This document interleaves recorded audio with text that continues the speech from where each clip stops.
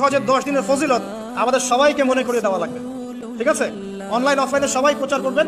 এই 10 দিন নেক আমলের জন্য একটা উৎসবের উপহার আল্লাহর পক্ষ থেকে। এই 10টা দিন যেন আমরা আল্লাহর পক্ষ থেকে এই উপহারকে কাজে লাগাই, বেশি বেশি নেক আমল করি, পরকালতে গুছিয়ে নেই। তারপর ইনশাআল্লাহ জিলহজ মাসের প্রথম 10 দিন সম্পর্কে আল্লাহ পাক সূরা ফজরের মধ্যে শপথ করেছেন, ওয়াল ফাজরি, ফজরের কসম, ওয়া লায়ালিন আশর, এবং এই 10 রাতের কসম। এই 10 রাত বলতে এখানে জিলহজ মাসের এই 10 দিন এবং 10 রাতকে বোঝানো হয়। তো নবী করিম সাল্লাল্লাহু আলাইহি ওয়াসাল্লাম বলেছেন, মা মিন আইয়ামিন আমালু সালিহু ফীহিন্না আহাব্বু ইলাল্লাহ মিন হাযিহিল আইয়ামিল আশর।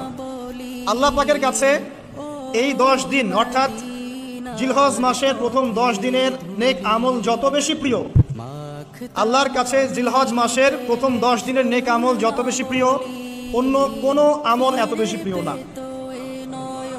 অন্য কোনো আমল, এটা বুঝতে গিয়ে সাহাবায়ে কেরাম প্রশ্ন করছেন, কলু, তারা বলছেন, ইয়া রাসূলুল্লাহ, হে আল্লাহর রাসূল, বলুন সাল্লাল্লাহু আলাইহি ওয়াসাল্লাম, ওয়ালাল জিহাদু ফি সাবিলিল্লাহ, আল্লাহর পথের জিহাদও কি নয়?